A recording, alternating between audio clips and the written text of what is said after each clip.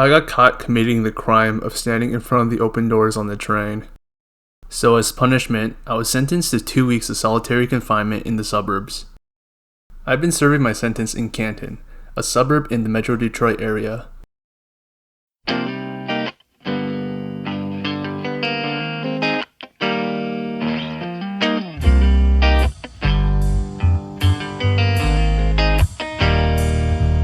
Oh yeah.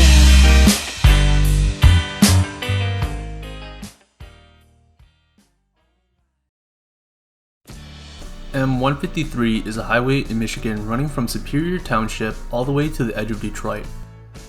It's better known as Ford Road now, and it goes through the center of Canton. These days, it doesn't resemble much of a highway, as businesses and residences began to populate along the road as suburban sprawl consumed the area around Detroit.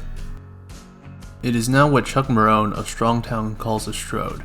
This has been explained to death at this point, but for those unfamiliar, a strode is a portmanteau of the words street and road. A strode tries to get the high-speed vehicle throughput of a road, with wide lanes and high speed limits, often 40 miles per hour and above, while having the complexities of a street, with entrances to businesses and residences lined throughout. By trying to do both, it creates a dangerous environment for drivers and pedestrians, as the complexities of a street mingles with the high speeds of a road.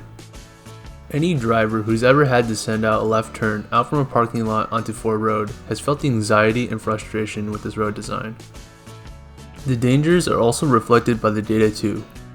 Every signalized intersection between Canton Center and lots on Ford Road has had a crash rate above average, with the intersection on Lilly being 3 times over the average.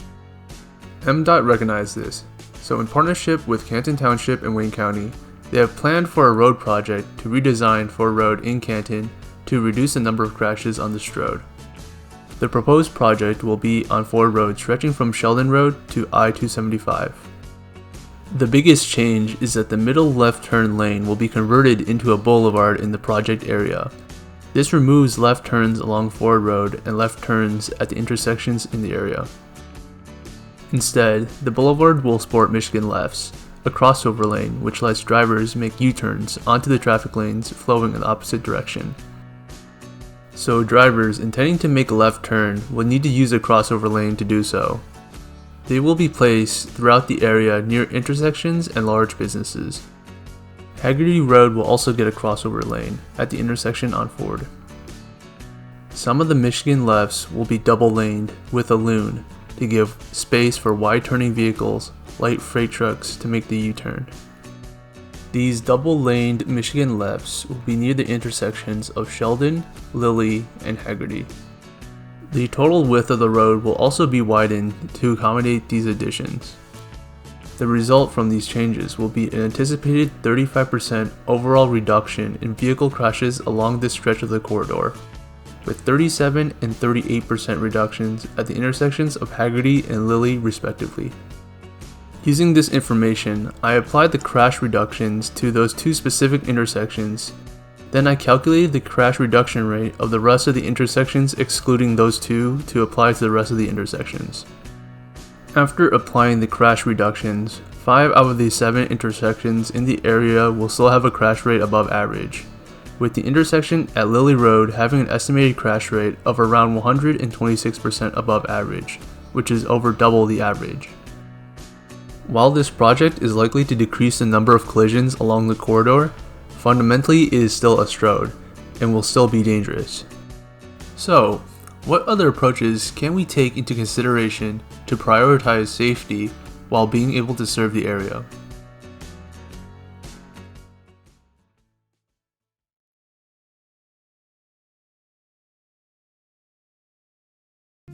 In 1989, the Loma Prieta earthquake struck the Bay Area and caused extensive damage to the transportation infrastructure in the area. Within San Francisco, this impacted various freeways, making them unsafe for driving. After realizing that closing down the impacted freeways didn't cause crazy congestion, it resulted in freeway removals in the city. The Hayes Valley portion of the Central Freeway in San Francisco was part of the removals. In its place, Octavia Boulevard was built. Octavia Boulevard has a unique design where they separate through traffic from local access traffic. The center of the boulevard carries through traffic with 2 lanes going in either direction. There are side streets on both sides of the boulevard that gives access to local streets and residences. The lanes on the side streets are designed differently as well, with traffic calming measures like speed bumps to facilitate lower speeds. These slower speeds make it safer for drivers and cyclists to access the local area. There are also partitions between each section of the boulevard. It allows for separation of the different types of traffic, tree canopy, and pedestrian islands to make it easier for pedestrians to cross. At the end of the boulevard, there is also a park only accessible by the side streets. It's also a little uncanny how much of the street view looks like an overly optimistic project rendering of a public space. The boulevard is also relatively safe with a below average collision rate while maintaining a daily vehicle count of around 45,000, similar to that of Ford Road. Ford Road could take inspiration from Octavia Boulevard and include side streets in the road design to separate local access to residences and businesses from the through traffic along the road.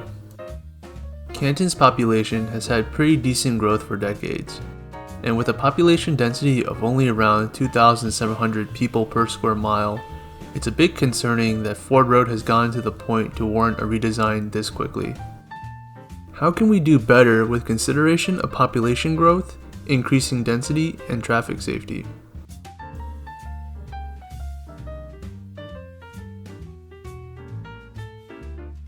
Land use and transportation go hand in hand. Strong Towns recommends converting roads to either a street or a road, depending on the land use in the surrounding area. It's evident that the land around Ford Road is mainly for commercial activity, making it a good candidate for a street design. But the current land use of the commercial spaces make it hard for a street design to work. The large parking lots spread out all the businesses along the corridor and push them away from the streets, making it difficult to navigate through the area without a vehicle. A lot of the land in these parking lots remain empty during business hours, and it's also rare to find anyone arriving to the area in anything other than a car, as alternatives to driving are not feasible. There is no public transportation in the township. The sidewalk isn't always continuous, and the fast speeds of the traffic make it dangerous to be outside of a vehicle in the area. A large block size also makes it hard to cross for pedestrians as well, and biking infrastructure is non-existent. For Ford Road to be turned into a street, the lanes would need to be narrowed, and the speed limit reduced for easier and safer navigation. The area around Ford Road could be split up into smaller blocks along the road to make it easier to navigate for pedestrians and cyclists. Wider sidewalks and cycle paths can be added as well. For the land use to be appropriate for a street, the parking lots would need to be redeveloped for mixed use with commercial and residential spaces to accommodate a growing population. Parking minimums for buildings can be decreased or removed to prevent unnecessarily large parking lots in future buildings. While this is great, it doesn't necessarily reduce car traffic. To reduce traffic, alternatives to driving would need to be made viable, which would include changes that span beyond the area surrounding Ford Road. The majority of the land in Canton is for single-family homes only, with strong separation from any type of use.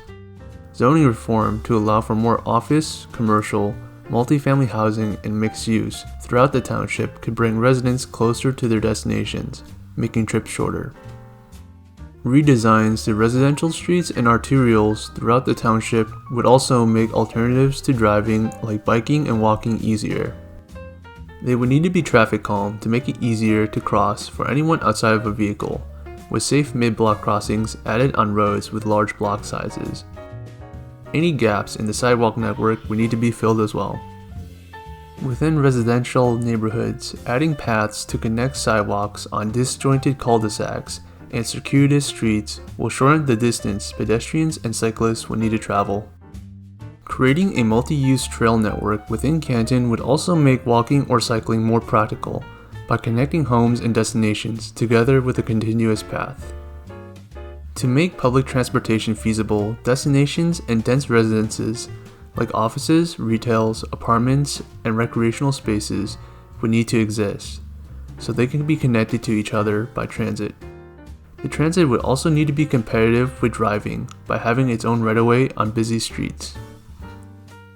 All of these changes will require a lot of coordination, planning, time, and money. Gaining the political will to make these changes will be the biggest hurdle to leap. Planned community HOAs and NIMBYs will without a doubt make the whole process a fucking mess. Changes would need to extend far beyond just Canton. Coordinated efforts on changing land use and transportation would need to happen across the whole Metro Detroit area. However, with a decreasing population and an increasing infrastructure burden from years of wasteful and short-sighted sprawl, it's going to be an uphill battle to adequately plan for a safer, less car-dependent future. Unfortunately, I'm about a year late for the public meeting for the project. Construction for the project is slated to start in 2024 and go through 2025.